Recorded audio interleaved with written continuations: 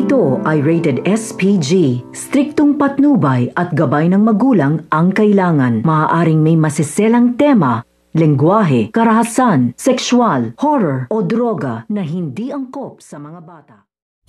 So ito nga si Mokang ay mapapahamak nga ito sa kanyang pagpasok dito nga sa kanyang klase dahil hindi na nga aabot ito nga si Mokang sa klase na kanyang papasukan dahil may maghahablot nga dito ng kanyang bag at tatangayin nga dito ito nga kanyang bag kaya hahabulin naman dito nito nga ni Mokang. Pero ito nga si Mokang at dahil ito nga si Mokang ay hindi nga ito magpapaisa dito nga daw sa mga mandurukot at hindi nga daw sa papayag sa nga daw ay maduutan. Kaya ito nga si Mokang ay tumakbo nga ito at hinabol nga na dito ito nga lalaki at maaabutan nga niya ito. Kaya mababawi nga rin dito kaagad ito nga ni Mokang ito nga kanyang bag at makakatikim pa nga dito ito nga lalaki ng pinamang gagaling dito nga kay Mokang. So pakakaabangan nga natin dito ang panggugulpi na gagawin ito nga ni Mokang dito nga sa nandukot nga ng kanyang bag. Yan ang ating mga pakakatukan at pakakaabangan dito nga lang sa FPJ's Batang Quiapo.